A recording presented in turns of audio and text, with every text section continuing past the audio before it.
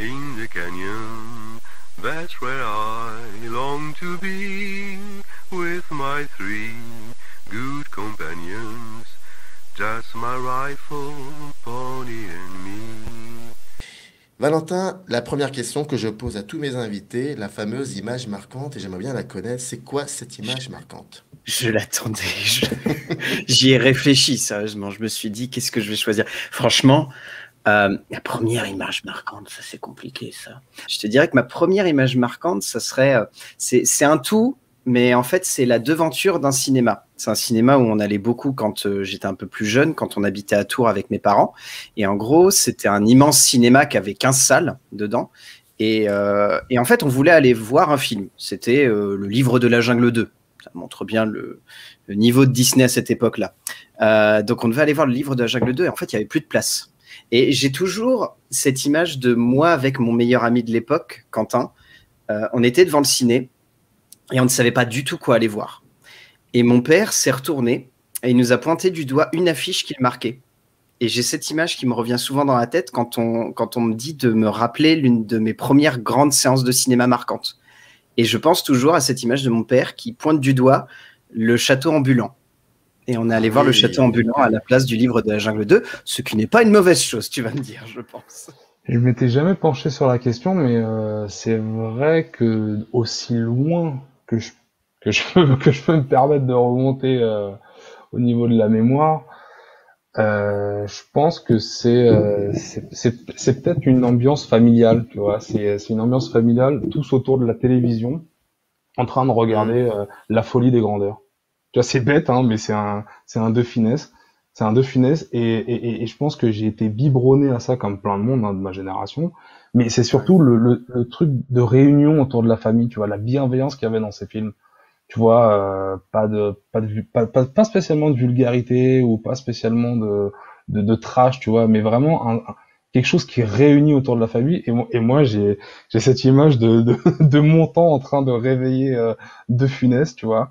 Et on est tous là, des parents jusqu'aux grands frères, dans le salon en train de se marrer. Et aujourd'hui encore, on se ressort les répliques. Donc je crois que aussi loin que je me souvienne, ça doit être ça. Alors, concrètement, j'en avais 3, mais il y en a une que j'ai retirée parce que je me dis qu'elle est cool, mais elle présente plus moi et ma façon de voir le monde en général et les choses, etc., et la société. Je me suis dit que là, c'était peut-être pas très utile dans cette interview-là. Et j'en ai 2 autres qui vont te plaire, à mon avis, parce que là, ça te donne les clés pour me poser les questions derrière, à mon avis. Alors, la plus vieille que j'ai, à mon avis, je devais avoir... C'était la toute première séance de cinéma avec ma maman qui m'avait emmené voir un Disney. Et je me rappelle en fait, le souvenir que j'ai, c'est un moment précis. J'étais dans cette salle immense, complètement sombre, mais qui me paraissait illimitée à droite, à gauche. J'avais l'impression que c'était vraiment un truc immense, donc je devais vraiment être tout petit. Et il y avait cette image, cet écran géant avec cette forêt en feu et les animaux qui courent partout. C'était Bambi. Et ma maman à côté qui était en train de pleurnicher parce que c'était le moment où il y a la maman qui se fait tuer. Donc je pense que c'est pour ça que cette image-là est restée. Sauf que moi, j'avais qu'une envie, et je me rappelle de cette sensation, c'était de partir explorer cette gigantesque pièce. J'avais jamais vu un truc aussi grand qu'une salle de cinéma. Quand tu es tout petit, ça te paraît tellement surréaliste. Et j'avais ma mère qui me forçait à rester assis et à regarder le film. Et au final, je me disais, mais elle veut que je reste là. Enfin, je pense que dans ma tête, je ne comprenais pas pourquoi elle voulait me forcer à rester assis, à regarder quelque chose qui la faisait pleurer, alors que moi, j'avais l'impression que j'allais pouvoir vivre une super aventure en allant me promener dans la salle de ciné. Et je pense que cette première expérience avec le cinéma a fait que je ne suis pas un enfant des salles de cinéma. Et la deuxième image, c'est une image qui date du 2 décembre 1983. J'ai été regardé sur Internet pour avoir la date. Je pense que Alex va deviner très vite de quoi je parle. Et ce jour-là, il y a eu un événement mondial. Mes parents avaient invité mes voisins. Et... Quoi, tu sais ce que c'est? Alors, je balance comme ça, mais tu as dit événement mondial. Est-ce que ce serait pas lié à Michael Jackson? Yes. Bah, c'est parce que j'ai dit Alex aussi, ça, Michael Jackson. Non, parce que Alex et moi, on fait partie de cette. On est vraiment de la même génération et je sais que, putain, quand on a. Pardon, excuse-moi, j'ai été grossier, mais quand on apprend qu'il y a un clip de Michael Jackson qui va arriver, je peux te dire que toute la semaine à l'école, ça jacte. Et puis le samedi soir, généralement, c'était chez Drucker ou chez Foucault après. On l'attend, quoi. Donc, ça me parle, ce que tu dis. Je t'en prie, pardon de t'avoir interrompu. Vas-y, je t'en prie. Non, mais c'est cool. Et du coup, j'ai regardé cette date-là parce que moi, j'avais le souvenir que c'était à Noël. Mais en réalité, c'était le 2 décembre. Et je sais que ma mère mettait le sapin de Noël fin novembre. Donc, c'est logique. Pour moi, à partir du moment où il y avait le sapin de Noël, c'est que c'était bientôt Noël. Quand j'étais petit, point barre. Peu importe qu'on soit le 2 décembre ou n'importe quand, il allait bientôt y avoir le Père Noël et les cadeaux. Et vu que c'était un clip de Michael Jackson, que mon frère était un fan de Michael Jackson, moi, j'avais 5 ans. Donc, bon... J'étais fan de rien du tout, à part de... Si, j'étais déjà peut-être fan de Bruce Lee ou de Musclor. Donc, j'ai eu le droit de venir voir le clip. Ils avaient invité les voisins, je me rappelle, s'il y avait du monde à la maison. Tout le monde s'est mis devant le clip, et le clip, c'était Thriller. Tout le monde pensait que c'était un clip musical, donc il n'y avait pas de problème à mettre un enfant de 5 ans devant. Sauf que quand tu as 5 ans, te prendre Thriller dans la tête, ça te marque à vie. Cette première scène du loup-garou avec les yeux jaunes, je pense que c'est pour ça que j'ai une sorte de fascination justement pour les yeux et pour les regards, c'est que ça m'a hanté toute la nuit et à mon avis pendant longtemps, les yeux jaunes du loup-garou. J'avais pas vraiment de souvenir des zombies qui bizarrement, ouais, je les ai vus, ouais, ça m'avait pas vraiment fait flipper. Il y avait une ambiance, il y avait quelque chose qui me faisait peur, mais ils dansaient, donc ça me faisait pas peur. Au final, ce qui m'avait vraiment fait peur, c'était ce loup-garou, c'était ce plan avec ses grosses touffes, ses yeux tout jaunes, et la fin où il se retourne, et paf, t'as les yeux jaunes de Michael Jackson. Et du coup, j'étais resté bloqué là-dessus. Et je sais que j'ai flippé toute la nuit, et ça m'a marqué. Et au lieu de m'empêcher d'aller voir les films d'horreur, ça a fait l'inverse. Ça m'a fasciné au niveau des trucs qui pouvaient me faire vivre des émotions fortes. Alors, l'un des plus vieux souvenirs que j'ai qui m'a marqué, ce qui est marrant, c'est parce que tu demandes une image, mais en fait, moi, c'est bien au-delà de ça. C'est à la fois, ça a joué sur plusieurs sens. Ça a joué sur la vue, ça a joué sur mon odorat, ça a joué sur mon ressenti. Et en fait, il y a un souvenir que j'ai depuis très longtemps, et à chaque fois, j'y repense. Quand j'étais jeune, j'habitais dans une tour HLM. Et un jour, je pars à l'école avec ma maman. Et il y a cet ascenseur qui s'ouvre et en fait d'un coup donc ça donne sur un hall qui a une baie vitrée et il y a un halo de lumière blanc immense en fait et je me demande qu'est-ce que c'est que cette lumière incroyable et en fait on passe quelques marches, on ouvre la porte du hall d'entrée et en plus à cette lumière blanche immense ça s'accompagne une sorte de froid et une odeur, tu vois. Il y avait à la fois un froid glacial et il y avait une odeur très particulière. Et quand je fais mon premier pas à l'extérieur du bâtiment, sous mes pieds, ça fait genre crac, crac, crac, tu vois. Et en fait, je regarde au sol, c'est tout blanc aussi. Je prends cette espèce de truc par terre sous la main. Et en fait, c'est la toute première fois que je voyais la neige. Et ben. C'est la toute première fois de ma vie que j'avais ce ressenti. Je voyais pour la première fois le blanc qui se reflétait du soleil sur le parterre, tu vois. Il y avait ce froid, il y avait cette odeur un peu de neige particulière. C'est la première fois que je rencontrais la neige dans ma vie et j'étais tout gamin, quoi. Il y en aurait plusieurs, mais quand tu as posé cette question tout à l'heure, tu as parlé d'image.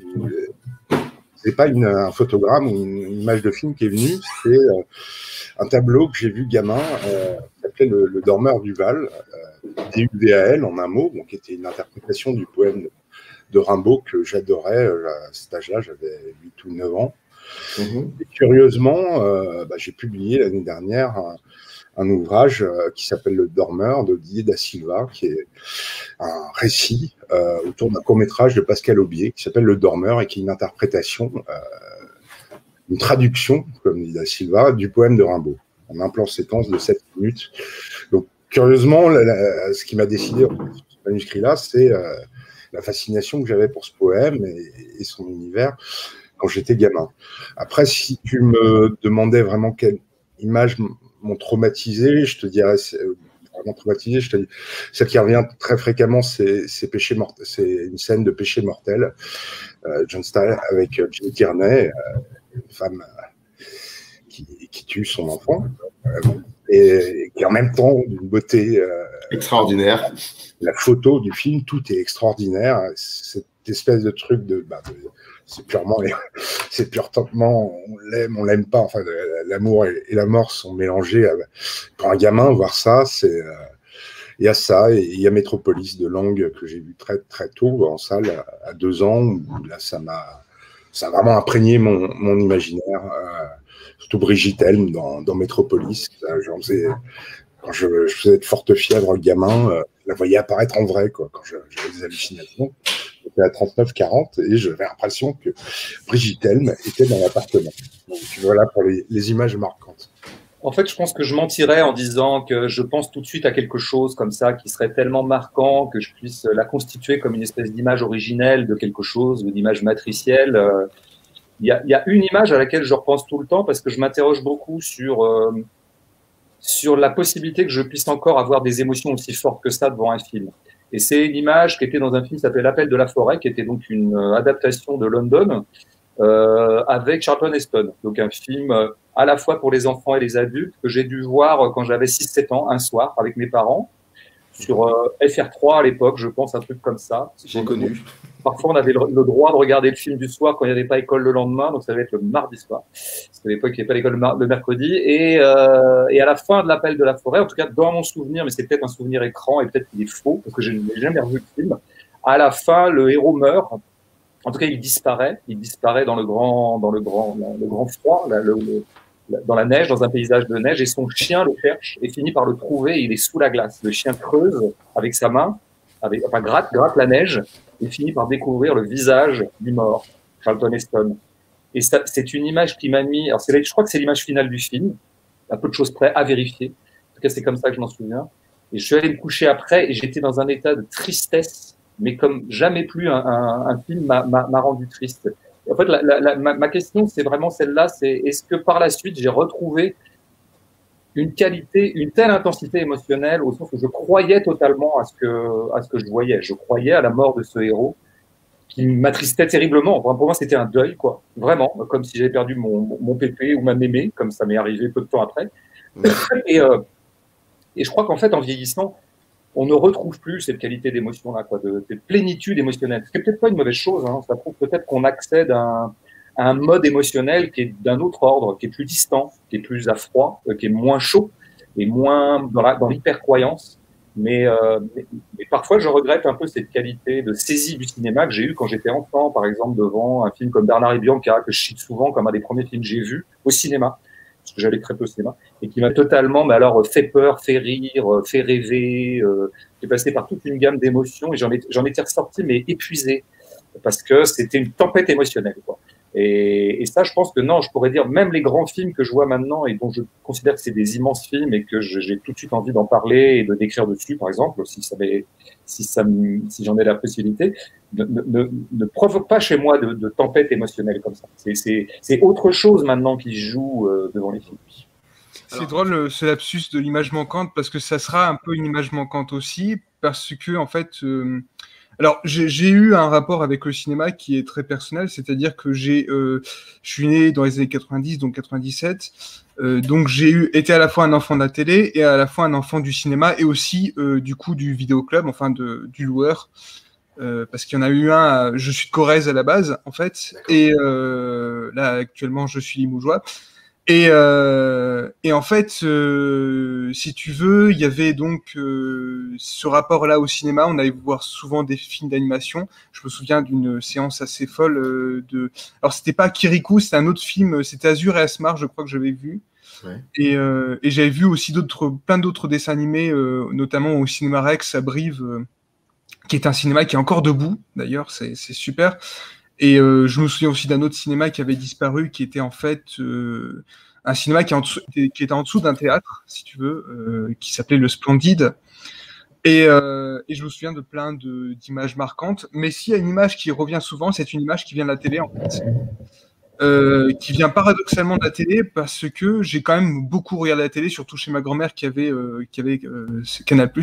Mes parents n'avaient que la TNT, ce qui n'est pas un mal d'ailleurs parce que la TNT proposait vraiment de très beaux programmes. Et je me souviens d'une image en fait qui revenait très souvent, qui était une image issue d'un film qui est un de mes films préférés, qui est Le Roi et l'Oiseau en fait, D'accord. de Paul Grimaud. Voilà, c'est si tu veux.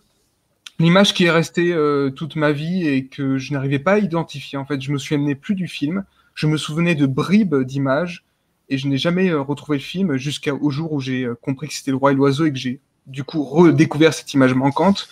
C'est donc la conclusion du film avec ce robot qui écrase la cage de l'oiseau après l'avoir libéré.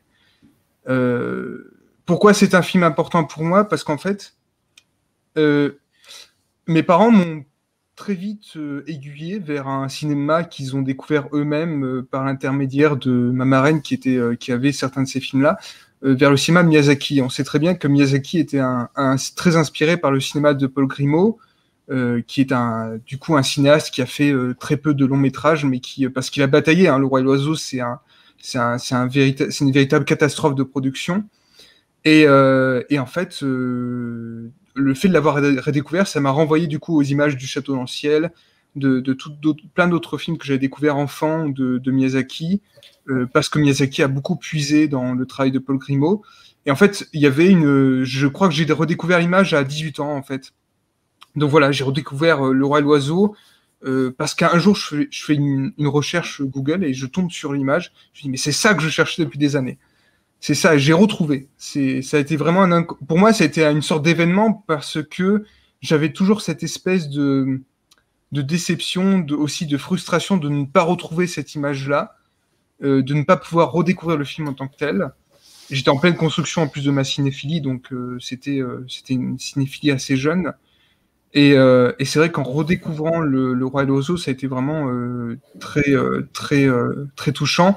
Parce que c'est en plus un film qui me touche toujours actuellement, qui traverse ce temps et qui reste et qui me fascine toujours. Hein. Voilà, c'est vraiment ça. Alors, j'ai beaucoup réfléchi parce que j'ai vu plusieurs épisodes de Fées Croquet et j'aurais souhaité que la première image marquante soit issue d'un film, mais c'est trop chaotique dans ma tête, j'ai pas le souvenir de vraiment d'un truc au-delà de trauma, tu sais, quand tu passes dans le salon et que tu vois un film que tu n'aurais pas dû voir quand tu es petit, mais ça ce sont des traumas je trouve trop spécifiques et finalement qui sont juste des images choquantes mais qui n'ont pas façonné pas vraiment quoi.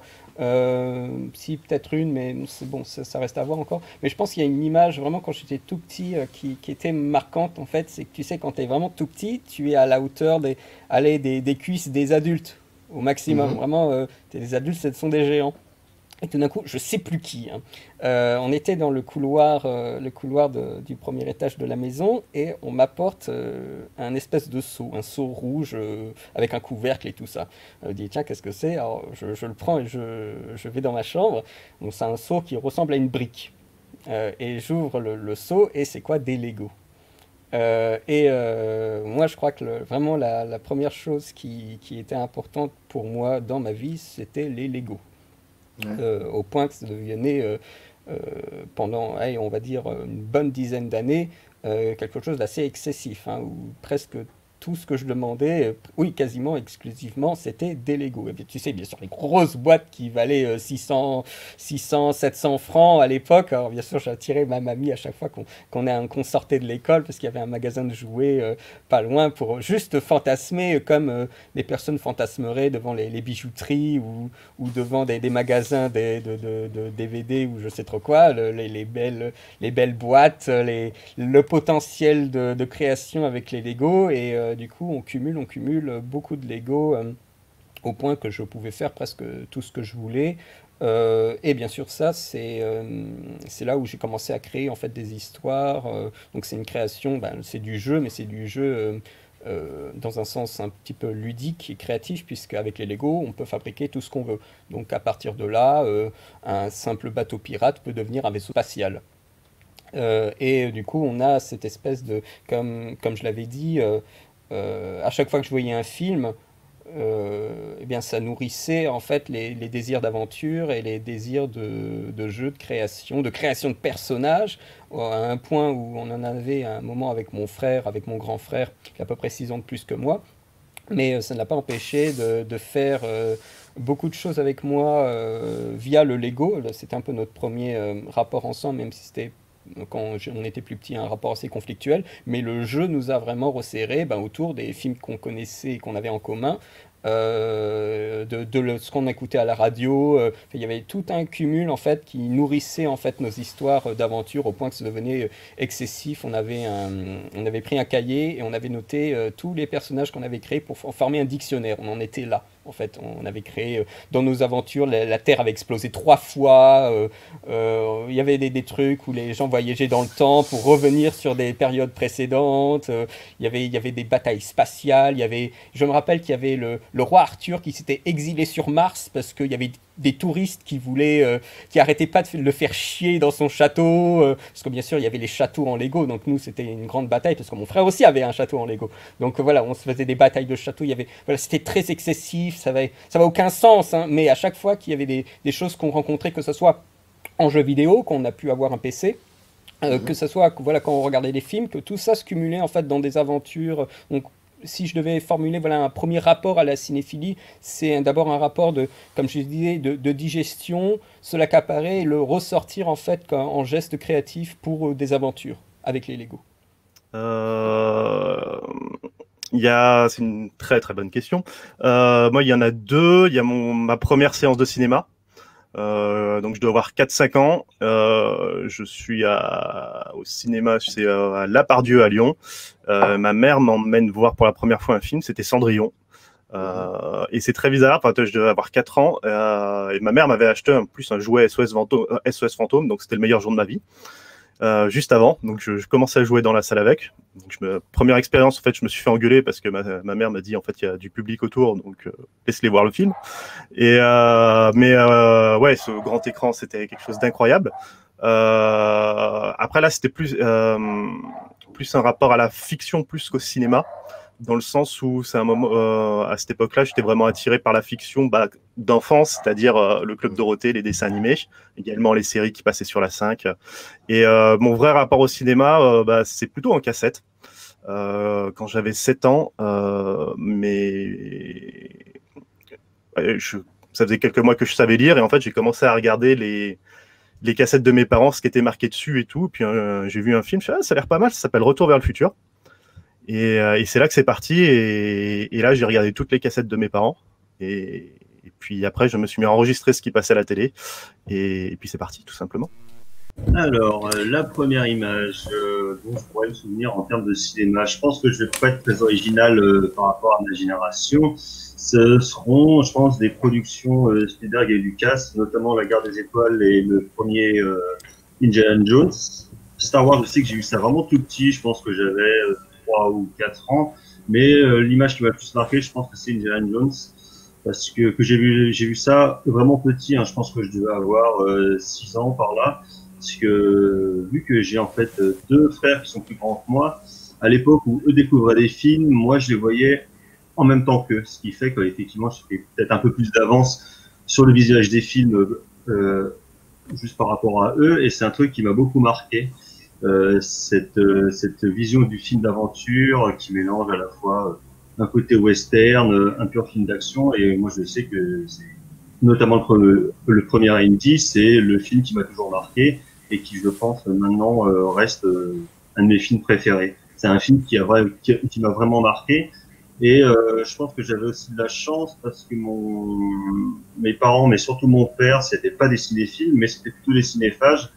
Et à la maison, ils avaient énormément de VHS, beaucoup de trucs enregistrés à la télé. Donc, je sais pas, il devait y avoir 350 VHS, ce qui était déjà beaucoup, et de tous les genres, même si mon père était quand même plus intéressé par le polar et puis le western, qui moi me reste mes 2 genres de prédilection. Et c'est vrai qu'on pouvait piocher du coup dans les cassettes familiales pour un peu découvrir tout un tas de choses. Mais je suis, même en voyant d'autres genres, je suis quand même principalement revenu en général au western, au cinéma d'action, au polar, ou au film d'aventure.